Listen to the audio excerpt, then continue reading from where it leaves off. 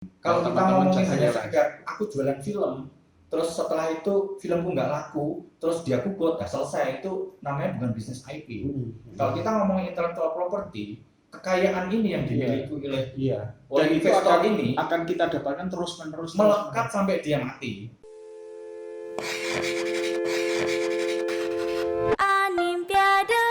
Animation for All.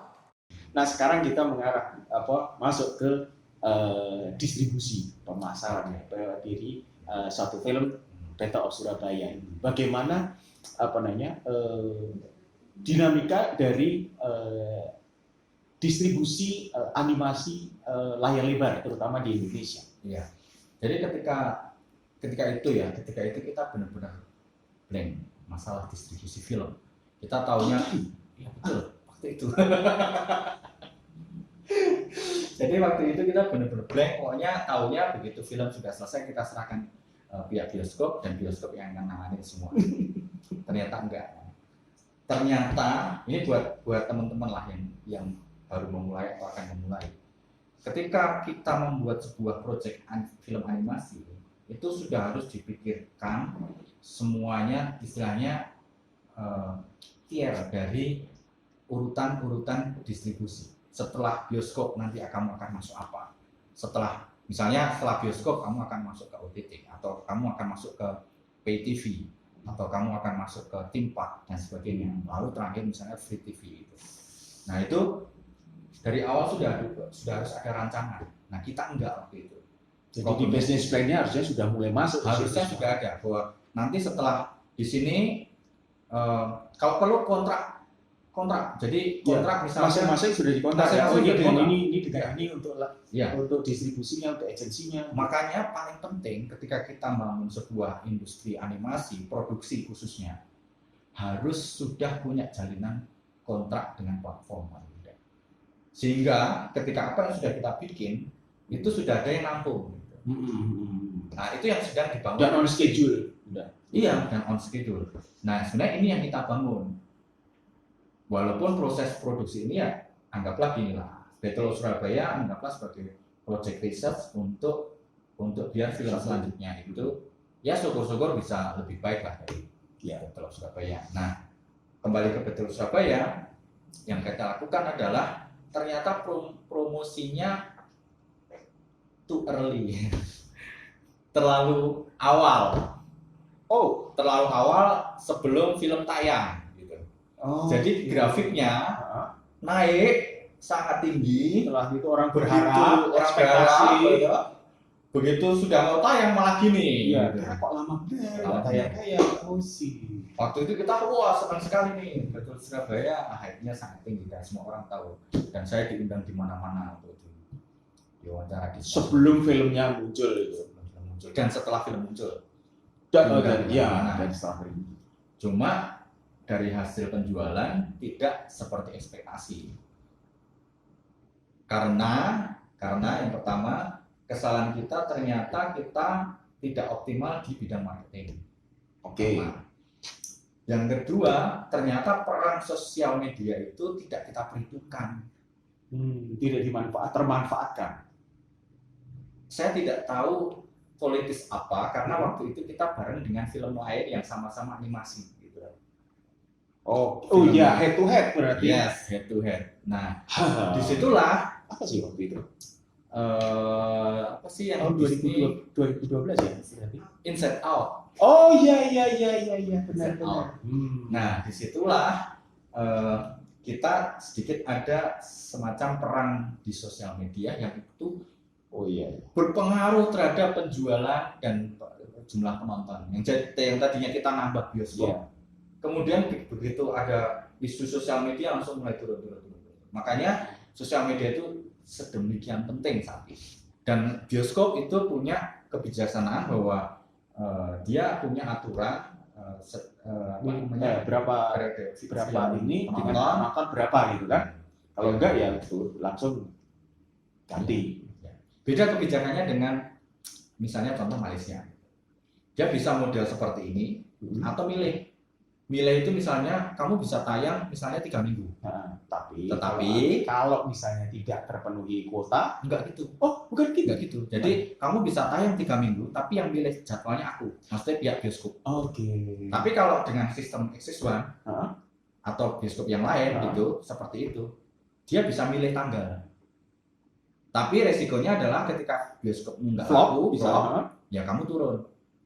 Makanya kenapa Walaupun saya bukti 7 hari, kalau misalnya 3 hari ternyata flop, ya nanti ada aturannya. Biasanya kalau film Indonesia di Exhibition setiap hari Kamis evaluasi film baru muncul karena antriannya kan panjang. Itu ya itu. Nah, kalau di Malaysia itu saya dikasih tahu sih, sama orang Malaysia itu bahwa nggak tahu kalau kebijakannya berubah ya, nanti dikonfirmasi ulang bahwa kita boleh milih mau sistem yang mana yang benar-benar murni bisnis atau sistem yang kayak diprioritaskan gitu loh. Tapi kalau sistem yang prioritas kayak gitu, otomatis harus satu produksi Malaysia sendiri, produksi dalam negeri sendiri. Yang kedua, yang pilih jadwal adalah bioskopnya sendiri. Terserah mau ditempatkan di mana, di berapa studio dan sebagainya. Itu mereka menentukan. Nah, gitu. Nah di Indonesia bisa. Karena baru ada 1, 2, 3 jaringan aja. Menarik juga. Tapi sebentar, kalau saya boleh tahu dan kalau memang bisa diinginkan, untuk membuat satu Battle of Surabaya itu berapa sih sebetulnya Mas? Ya. Istilahnya duitnya. Kalau total ya, artinya termasuk dengan tadi harus pakai renderman, kemudian Anda pakai tumbum harmoni, kemudian maya, dan itu total original. Dan ini adalah kalau saya mengatakan nilainya ya nilai bruto ya. Jadi nilai bruto artinya benar karena berapa ada yang investasi peralatan, ya, kemudian ya termasuk operasional, termasuk total ya. Total ya sekitar 15 sampai 20 miliar kalau dirupiahkan itu. Dikit aman. Relatif. Nah.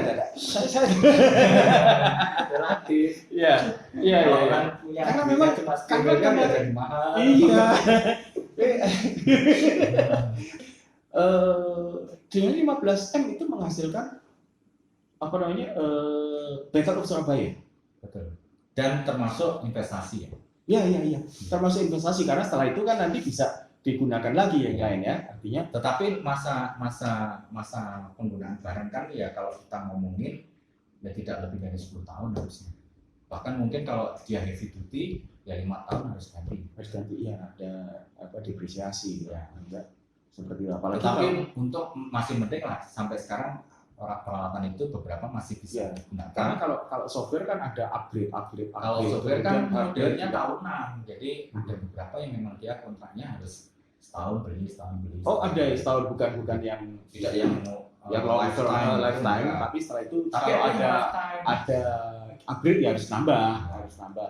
Tapi secara marketing, artinya secara dari bioskop itu sendiri, istilahnya dari di bioskop itu masih belum apa namanya, yaitu karena ada di publikasi maupun di. Jadi memang ini model bisnis yang agak sedikit berbeda ya. Oh ini bukan sedikit berbeda, memang berbeda sekali ya. Kan siapa sih yang sekarang sudah animasi, artinya yang main ke layar lebar ya. Artinya kalau sekarang di televisi aja juga sekarang bisa dihitung, masih bisa dihitung dengan jari. Apalagi yang main di YouTube, kemudian itu semua yang lain kan platformnya kan masih bisa dihitung dengan jari gitu. Mereka masih belum berani untuk bermain dengan IP secara totally seperti MSW gitu kan, karena mereka masih mencoba untuk servicesnya yang mereka ajukan, walaupun obsesi masih tetap ada gitu ya. Tapi ini saya mau cerita ini karena biar paling tidak ada sisi lain nih. Contohnya the other side of animation. Iya, the other side of animation. Jadi sisi lain selain bisnis yang benar-benar murni hanya jualan aku pulaan 50.000 dijual 100.000 enggak. Iya. Jadi ada kesempatan lain bagi orang-orang yang khususnya ingin tertarik mengembangkan industri ini.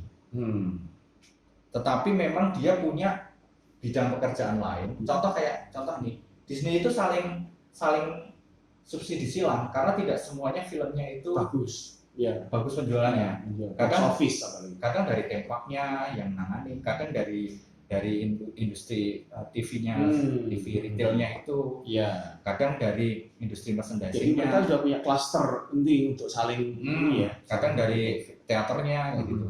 Jadi kalau urutan ranking Disney itu sebenarnya yang pertama itu produk-produk seperti ABC, seperti Disney Channel itu menduduki posisi pertama revenue terbesar. Oh iya, dia kan aktif ya. Nah, terus yang kedua theme park, yang di beberapa negara itu ya.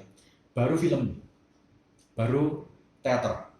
Jadi filmnya yang tayang misalnya kayak Frozen tayang itu revenue ketiga mana ya. Terus baru kemudian merchandising dan apps. Nah, jadi ini kalau mereka bisa saling subsidi. Nah, di dalam industri ini karena ini sifatnya lebih kreatif, kita gabung dengan salah satunya adalah perguruan tinggi. Nah, Battle of Surabaya selain bisnis secara profesional menghasilkan income, kita juga menjadi salah satu sarana public relation dan marketing untuk menaikkan kredibilitas dari perguruan tinggi yang menjadi investor. Artinya gini, seperti yang saya ungkapkan bahwa biaya itu adalah relatif karena bisa tercover dari situ juga. Oke, dan itu adalah proses kompleksitas dari produksi Battle of Surabaya. Nah, kemudian di MSV-nya sendiri, saya mendengar juga dan membaca juga melakukan berbagai macam istilahnya langkah-langkah bisnis, termasuk dengan Cina. Yes. Termasuk bagaimana itu? Strategi atau apa sih yang MSV inginkan atau paling tidak sasar dari masuk ke Cina dan juga beberapa negara-negara seperti itu? Sebenarnya kan gini ya, kalau kita ngomongin tentang startup kan misalnya membiayai segala sesuatu yang bermulanya dari kecil ya, untuk kemudian dia bisa mandiri menjadi sebuah perusahaan yang kemudian akan memberikan keuntungan tersendiri bagi investornya. Oke. Sebenarnya prinsipnya sama seperti itu. Artinya walaupun ini awalnya hanya dibuat semacam untuk research, untuk public relation, untuk marketing, tetapi pada akhirnya juga dia harus bisa mandiri, harus punya secara bisnis dia harus menghasilkan income sendiri.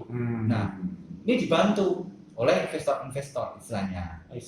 Nah, dibukakan pasar. Makanya kan tadi alangkah lebih baik ketika kita sebuah industri animasi, tetapi harus punya jalinan kerjasama dengan platform-platform yang sudah siap untuk menampung pasar, sehingga apa yang kita buat sudah siap jadi kita menyesuaikan ya. Betul. Jadi termasuk dengan Cina, termasuk dengan Amerika, termasuk saya kemarin juga ke Belanda, itu adalah salah satu sarana atau cara agar kita mempunyai jalur untuk masuk ke sana. Nah, memang ini agak sedikit bisnis tingkat tinggi ya, artinya butuh modal yang tidak sedikit. Itu dia. Makanya kenapa saya tanya kenapa kok sampai ke sana gitu loh. Jadi ini masih unpredictable yang dikatakanlah kalau misalnya kita mau ngomong secara organik gitu, ya nggak organik amat, karena memang ini diboosting gitu. Diboosting karena ibaratnya gini, kayak accelerate ya. MSV ini beruntung.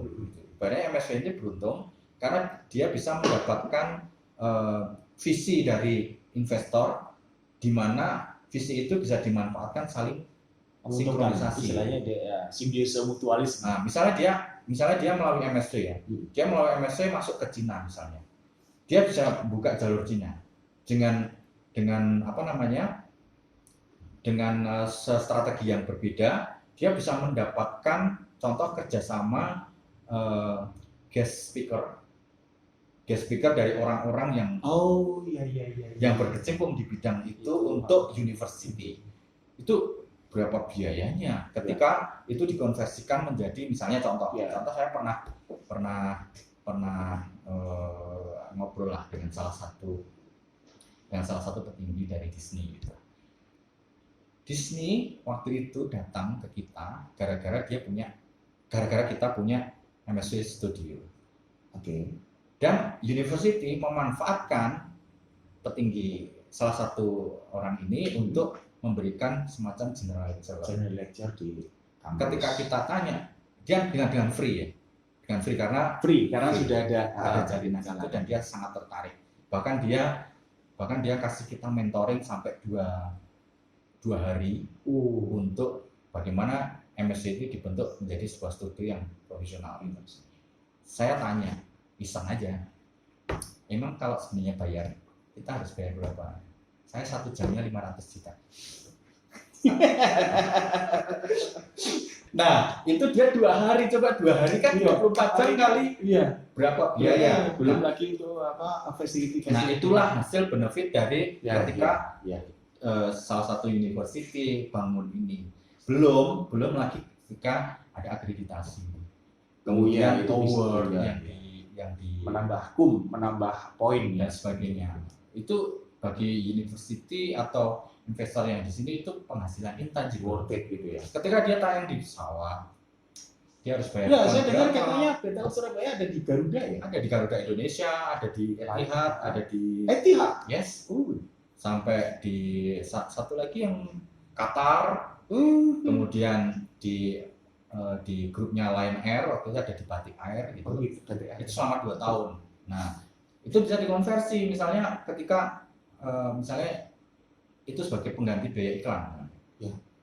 Reportnya adalah bahwa film Battle of Surabaya di pesawat itu tayang sampai 1 juta kali. Ketika itu dikonversikan menjadi sebuah nilai iklan yang kita harus bayarkan kepada pesawat, berapa? Ibaratnya kayak kita bikin iklan tapi dibayar. Bayar, masang iklan tapi malah dibayar gitu kan? Itu salah satu value added. The other side of it. Jadi pas benar ya. Animasi itu tidak sekedar kayak kita modal 50 harus, itu kan real bisnis yang harus. Tapi kan kita ngomongin IP. Ya, itu dia. Kalau kita ngomongin hanya sekedar aku jualan film, terus setelah itu filmku nggak laku, terus dia kugut, nggak selesai, itu namanya bukan bisnis IP. Kalau kita ngomongin intellectual property, kekayaan ini yang dimiliki oleh dan investor ini akan kita dapatkan terus-menerus melekat sampai dia mati. Bahkan dia mati pun itu masih ada terus.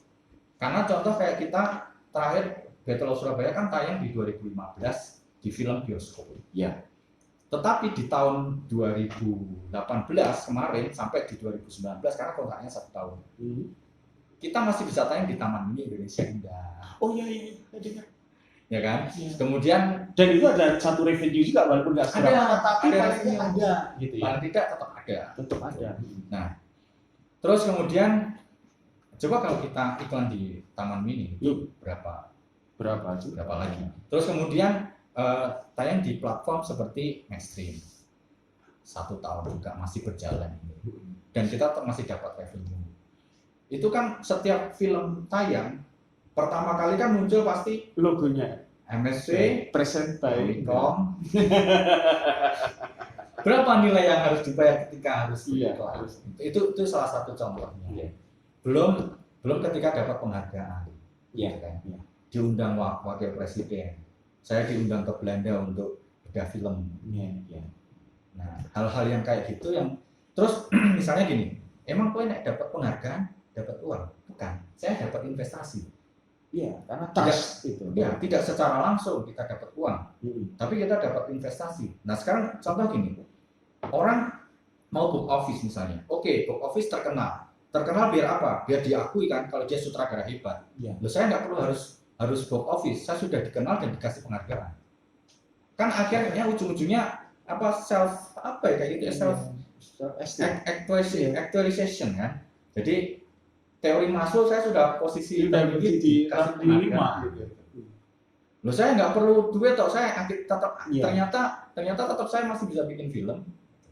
Tapi karena dengan model bisnis yang berbeda. Tetapi tetap kita akan kembangkan namanya MSC Studio itu harus tetap punya nilai bisnis. Nah, ini sudah mulai. Artinya proses yang kemarin pembangunan IP itu adalah membangun jaringan-jaringan eksibitor dan distributor.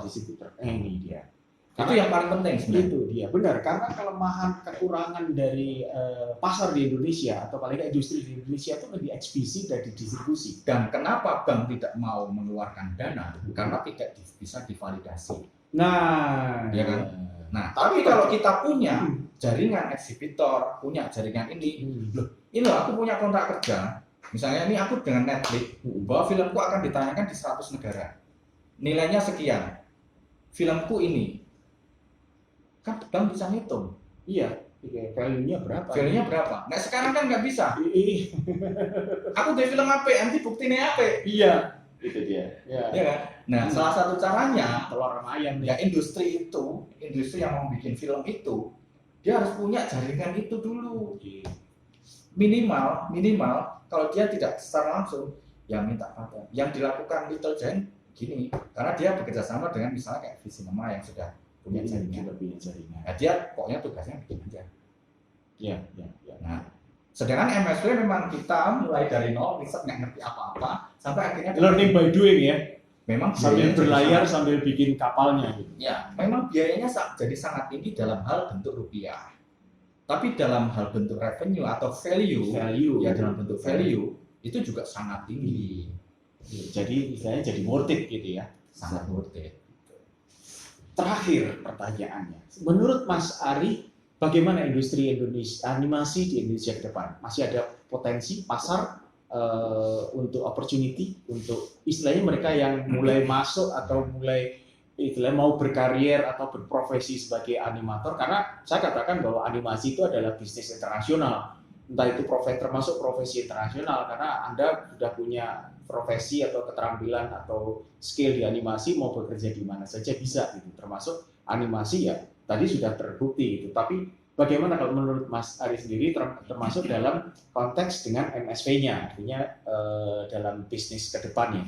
Kan ini ya, jadi pandemi ini mengajarkan kita untuk kita selalu beradaptasi terhadap bisnis. Oke. Artinya waktu kita merencanakan sebuah bisnis kan otomatis utamanya adalah bioskop.